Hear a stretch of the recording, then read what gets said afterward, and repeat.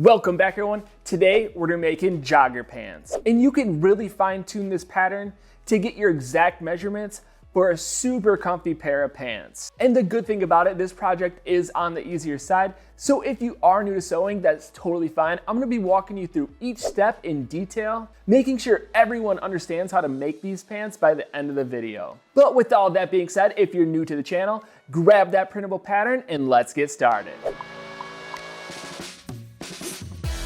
Getting starter supplies, you're gonna wanna grab yourself 2 3/4 to 3 1/4 yards for your main fabric. And I recommend using a nice soft canvas, denim, twill, or even a nylon fabric. These are all nice durable materials that will really take this project to the next level. Also, stretchy knits work very well with this project. So if you use a stretchy knit, it's gonna go more towards jogger pants.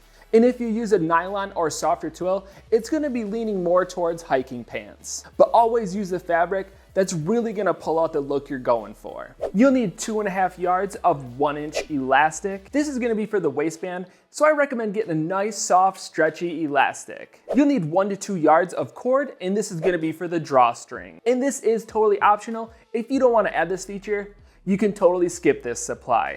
Going along with that cord, if you choose to add the drawstring, you're gonna need 2 eyelets. I'm gonna be using 1/4-inch eyelets, but feel free to use whatever size that works best with your cord. You'll need 4 snap button closures. You can make these pants with a cargo pocket and without a cargo pocket. It's totally up to you, but if you do choose to add it, you'll need at least 4 snap button closures. I'm gonna be using magnetic snap buttons. They're super easy to install, look nice, and it's really easy to get in and out of the pocket. You'll need 1.5 yards of webbing, and this is a bonus feature I'm adding to the side seam. It's mostly for a look, but also a little bit of durability. I'll get more into this later, but if you choose to add this feature, you'll need 1.5 yards of webbing. And lastly, you'll need your pattern. This pattern is available at properfitclothing.com. It's super easy to use. All you have to do is print it out, tape it together, and you're ready to go. And before you tape it together, the best thing to do is to cut off the top and one of the side edges. This is gonna allow you to overlap the pages for a perfectly aligned pattern. And with all your supplies gathered and your pattern printed out, it's time to move into cutting. And after taping your pattern together, it should look like this. For the most accurate pattern, be sure to check your printer alignment. After cutting out all the pattern pieces, you should end up with 4 upper side pocket panels cut out of your main fabric, 2 lower side pocket panels cut out of your main fabric, 2 backhand pocket panels cut out of your main fabric, 2 front hand pocket panels cut out of your main fabric, 2 upper back pant panels cut out of your main fabric, 2 upper front pant panels cut out of your main fabric, 1 waistband back casing cut out of your main fabric on the fold, 1 waistband front casing panel cut out of your main fabric on the fold, 2 back pocket panels cut out of your main fabric, 2 lower back pant panels cut out of your main fabric, and lastly, 2 lower front pant panels cut out of your main fabric. Moving on to construction, grab both of your back pocket panels. Using the pattern, we're going to mark the hem guide on the top of the pocket panel and also the side edges. Before we hem, we're going to first clean up the side edges by serging. This will help prevent future fraying, and if you don't have a serger, feel free to use a zigzag stitch. After serging or zigzag stitching, we're going to start with the top hem. With the hem already chalked out in 2 segments, we're going to fold the first segment and then fold one more time, covering up that raw edge on the inside. And I recommend pressing so you get a nice straight top edge. When you're satisfied with the hem, go ahead and add a stitch. I'm just adding 2 straight stitches about 1/4 inch apart from one another, but feel free to add a decorative stitch. Moving on, grab your pattern once again, and we're gonna move to the bottom edge. Roll each of the sides over 1/4 inch and press it down. Repeat this process for both of the side edges, making sure you make both these pockets as even as possible. Grab the upper pant panel. Using the pattern, we're gonna mark out the placement for the pockets. And this is just a reference, so feel free to add the pocket wherever you wanna add it. An easy way to do it is to cut out the size you're using, mark out the corners, repeat the process for the opposite panel, and add both of the pockets within the boundaries of your chalked area. And also at this point, you can kind of see how big the pocket is going to be. So if you want to adjust the size by making it taller or wider, I'd recommend doing it at this step before you go any further. The biggest thing, you really want to make sure that these pockets are lined up evenly with one another. From here, pin it into place, and we're going to stitch the outside edge, leaving the top open. And I'm going to be using an edge presser foot. You can adjust this one, but it's going to help me keep a nice consistent stitch all the way around the outside of that pocket. I highly recommend looking into it, trying one out maybe. It really works on all sorts of sewing projects, and it will take your project to a more professional looking level. And go ahead and repeat this process for the opposite pocket. And after stitching both pockets, I like to line the panels up to make sure that they're still in line with one another, because once you sew these together, it's going to look weird if they're not in sync. Next, we're going to grab the upper pant panel, lay them out with right sides pointing up, grab the front hand pocket panel, and we're going to line the curved pocket edges up with right sides together. And with the edges perfectly lined up, we're going to stitch at a 1/4 inch seam allowance. After stitching, we're going to flip the wrong sides together and press each edge. You really want to make sure that these edges are lined up and pressed really nice. From here, we're going to go ahead and add a top stitch to both of these edges. I like to start with one top stitch close to the outside edge and then do one more about a 1/4 inch away from that top stitch. Repeat this process for the opposite panel and try to make them as uniform as possible. This is going to be on the outside right by your hand on the top of your pants, so you really want it to look nice. From here, we're going to grab our backhand pocket panel and place it on the opposite side of our pocket with right sides together. It should line up exactly with our front hand panel, and we're going to stitch the outside edge at a 1/4 inch seam allowance. And this is another edge you can totally add a serge to clean it up on the inside of your pants. Flip the panels around to the right side, and we're going to connect that backhand pocket to our main front panel. We're going to do this by stitching as close as we can to the outside edge on the bottom section and also the top section where the backhand pocket overlaps the main front panel. And really be sure to stitch as close as you can to the outside edge. You don't want this going on the inside of your pants panel. And this stitch is going to keep everything secured down. Move these panels off to the side and grab our lower front pant panels. These panels are actually the front leg panels, so you'll want to make sure they're the right size before you start sewing. The best way to do this is adjust them at the adjustment marks, and this is going to affect the overall length. And if you are making adjustments, you'll want to do this before you actually cut out your fabric piece. Grab your upper front pant panel, and we're going to line the bottom edge of our upper panel with the top edge of our lower panel. The easiest way to do this is you have kind of a curved side, and you want to line that up with the curved side of your lower panel. So with the right sides facing up, line up the curved and the straight edge, and place the right sides together. With the edges lined up, we're going to stitch at a 1/4 inch seam allowance. And repeat this process for the opposite two panels. Next, we're going to be adding a top stitch, and you can do this two different ways. You can fold it down or up. I'm going to be folding the seam allowance towards the leg panel and stitching directly on top. In whatever way you decide to make this top stitch, you're going to want to repeat it the exact same way for the opposite panel. Place the panels off to the side and grab your lower back pant panels. So if you ended up making any adjustments, you're going to want to repeat those exact adjustments for the back panel. Grab the upper back panel, and we're going to do the same thing we did for the front panels. Line up the curve and straight edge, place the right sides together, and stitch at a 1/4 inch seam allowance. Repeat the process for the opposite two back panels. Next, we're going to add our top stitch, so do the same thing you did for the front panels. I pointed my seam allowance towards the leg panels, so I'm going to repeat that for these two back panels. Moving on, we're going to place the right sides together, lining up the straight edge for both of our back panels and our front panels. I like to use the center seam as a guide, so I'll line up that center seam, the top edge, and the bottom edge. And from here, we're going to do the same thing for the opposite two leg panels and stitch at a 1/4 inch seam allowance. I highly recommend using a couple pins, so that way you keep this edge perfectly straight as you're sewing it. And after stitching the side seams, I like to line up both of the pant panels to make sure that they're still looking symmetrical. If everything's still looking good, the next step I highly recommend, we're going to be serging both of those side seams. This not only is going to prevent fraying on the inside of our pants, but also is really going to make these pants a lot more durable. The seams on pants take a lot of strain, and adding that extra stitch really goes a long ways. And to jump back a few steps, it probably would be best to add a serge to all of these seams on the inside, but we kind of skipped that. But for future reference, definitely keep that in mind. Anyways, moving on, we're gonna open up that panel, fold the seam allowance towards the back panel, and add a top stitch. In this step, it's really nice to have that edge presser foot so you get a perfectly nice straight stitch all the way down that side seam. And this is another step where you can add more than one top stitch. Place it off to the side and grab your upper side pocket panel. We're creating two separate flaps, so place the right sides together and stitch the bottom curved edge at a 1/4 inch seam allowance. After stitching, flip the right side out, lining up the bottom edge on both of the flap panels. With the edges perfectly lined up, we're gonna add a top stitch. After adding the top stitch, we're gonna grab the pattern piece and mark out our button placement.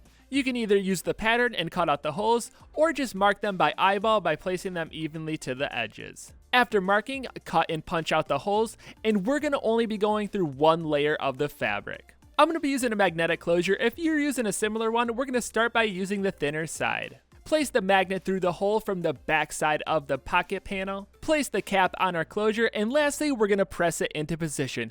And you can either use a press, pliers, or even a hammer die. And it's really that simple to add nice looking, easy to use magnetic snaps.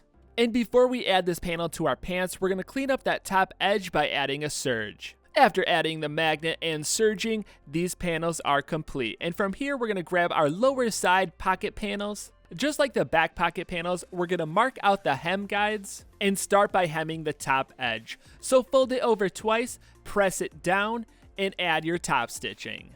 Again, I'm adding 2 stitches per pocket. Feel free to add more or less, or even use a decorative stitch. The next step is optional. Just like the back pocket panels, we're going to serge the outside edges to prevent future fraying. I'm actually using a nylon fabric, so it won't fray, but I just want to add this step in there for anyone that's using a fraying fabric. Next, we're going to hem the side edges, so fold them over a 1/4 inch and press. Repeat this process for both of the side edges, and then lastly your bottom edge. Make sure both pockets are looking fairly symmetrical, and from here we're going to grab our main pant panel. When it comes to placement, you want it directly in the center of the side seam. You can also reference the pattern, but the best thing to do is place it directly in the center of where those two seams meet. Once you found that sweet spot, pin it down into place and repeat it for the opposite pocket panel. Try to line both of the pockets up evenly, pin both of them down, and before we move on, we're actually going to be adding webbing on the side seam. This is totally an optional feature, and what I'm doing is just sneaking it under that pocket and stopping it about 1.5 inches from the bottom. This will give us enough room to hem that bottom edge. So if you choose to add this feature, just pin it directly over the side seam and we'll get back to the pocket. When you start and stop the stitch, be sure to add a nice tack stitch. Those stitches at the top of the pocket take a lot of strain, so you really want to make sure you add a nice tack stitch. Feel free to add a triangle or even a square. And with our pocket secured down, we're going to repeat this process for the opposite side and move on to our webbing strip. You want to make sure you have both of these lined up evenly and directly over the side seam. With everything lined up, we're going to stitch it the same way we did the pocket, directly on that edge using an edge presser foot.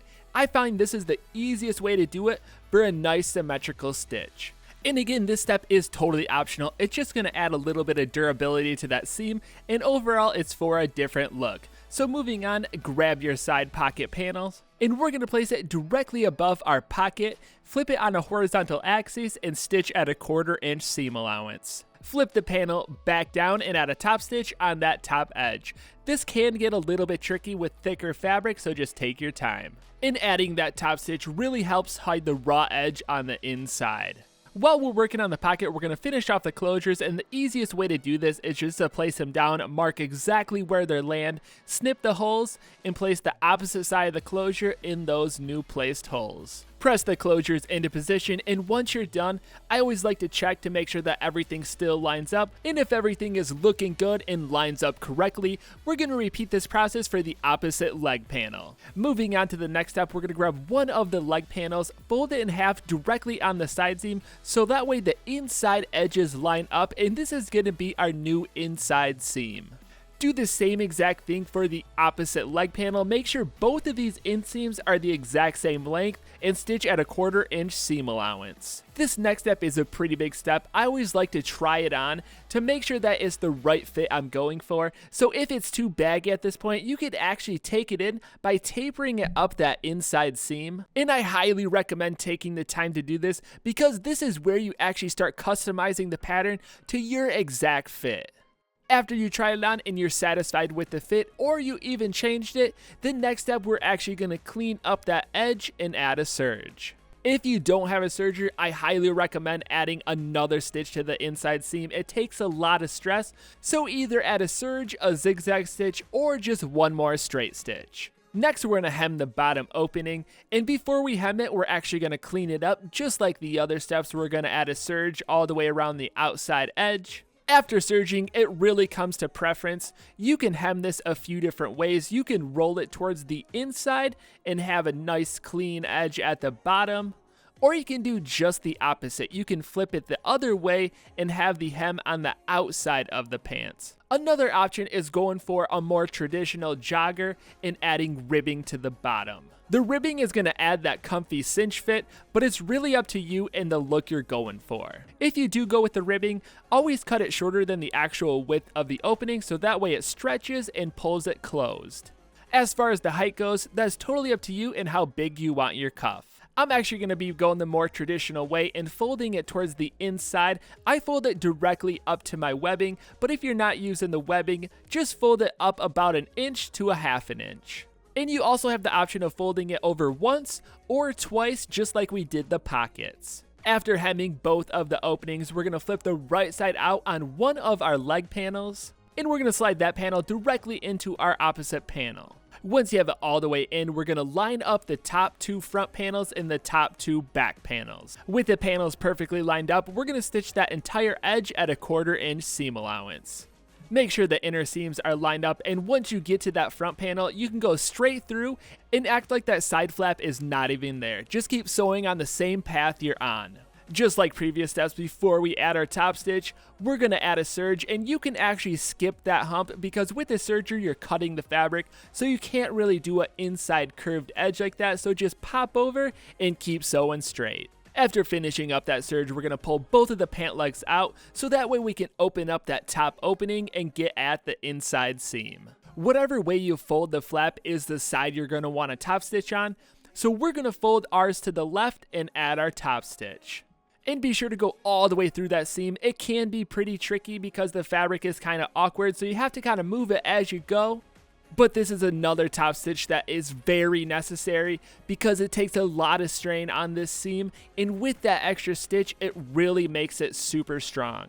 Next, we're going to add a few stitches to the flap, so flip the right side of the fabric out. And the easiest way I found to do this was to grab a piece of chalk and kind of feel and trace where that flap lines up. When you have it chalked out, just stitch directly on the path you marked. And overall, the stitch is going to create that fly look on the front. I'm adding 2 stitches right next to each other. Feel free to do this or even add a couple stitches at the bottom. And after adding your fly stitches, you can move this panel off to the side and grab both of your waistband panels. Using the pattern, we're going to mark out all of the guides on both of these panels. I like to chalk out the guides across the entire panel and then line them up to make sure everything lines up perfectly. After checking the alignment, we're going to start with the front panel, mark out the eyelet placement, and we're going to be using a 1/4 inch eyelets. Feel free to use bigger eyelets. It's totally up to you and what cord you're going to be using. Cut the holes, place the eyelet on the bottom portion of the die, slide the die through the hole from the right side of the fabric, place the back side of the eyelet on the die, grab the opposite side of the die, slide it onto the bottom piece, and hammer it down. This curls that eyelet edge over and firmly locks it onto your fabric. Grab the back waistband panel, place the right sides together, lining up both of the side edges, and stitch both edges at a 1/4 inch seam allowance.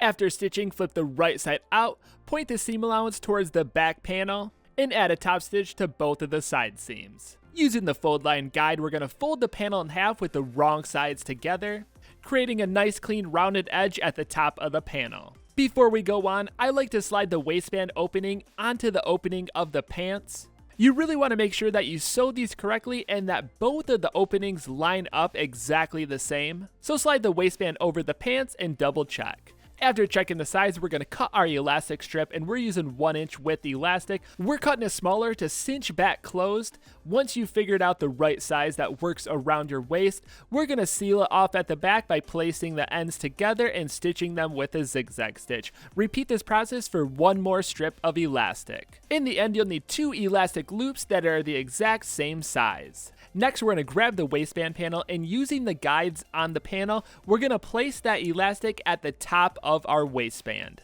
The elastic has a smaller circumference than the actual waistband, so it's going to crinkle it up. So as you're sewing, you're going to want to pull it towards you and keep stitching. Keep doing this technique all the way around that band until you reach the opposite side. You're going to want to keep pulling and sewing and pulling and sewing. This will also allow you to stretch that band without snapping the stitch. The next layer to our waistband is cord. I'm just using a standard parachute cord. You can use cord, lace, or whatever, but we're going to feed it through the bottom side of our eyelets, wrap it around just like we did the elastic band, and stitch directly on our guide right below the guide we just stitched on. And for this stitch, we're going to use the same concept. We're going to keep pulling as we're sewing. After finishing up the stitch, we're going to grab our second elastic band and place it directly below our previous stitch, creating our last layer, pin everything into position, and it's going to be the same as our first elastic band. You're really going to want to pull it as you're sewing. And after finishing up the stitch, that's going to complete our waistband.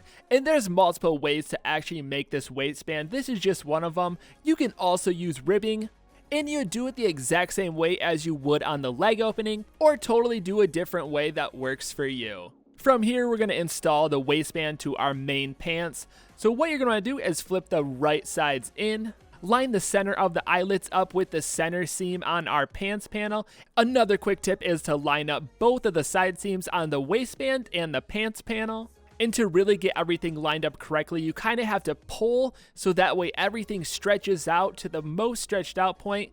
And once you find that, pin it down and stitch all the way around the outside edge. It does take a little work to keep everything lined up, and we're going to use the same technique, so keep pulling as you're sewing. With the waistband attached, we're going to clean up that inside edge by adding a serge. And I really recommend adding these serges. If you don't have a serge, I highly recommend getting one. It really makes all your projects so much better. After completing the serge and cleaning up that inside seam, we're going to flip the seam allowance towards the legs and add one last top stitch. And this top stitch is very important. You can add 1 or even 2, but it adds a ton of strength to that waistband. That waistband takes a lot of strain over time, and you want to give it as much strength as possible. After adding the top stitch, the last thing you have to do is try them on, fine tune the fit if you have to on the inside seam, and add your branding. And there you have it, your pants are complete. Thank you so much for watching and supporting the channel. I've been wanting to make a pair of pants like these for a while, so hopefully yours turned out awesome. And the thing is, when it comes to sizing of these pants, you may have to make them twice to really fine tune the actual measurements of your body. It's really hard to even have a size that works for everyone. So fine tuning this pattern can really make for the perfect pair of pants. And after you make one pair of these, it's super easy just to bust out 4 or 5, no problem. Like always, if you have any questions, definitely send them my way on my website or comment down below. If you ever want to see me make something, definitely send something my way too. But until next time, I'm gonna keep the videos coming at you, so I'll see you next time.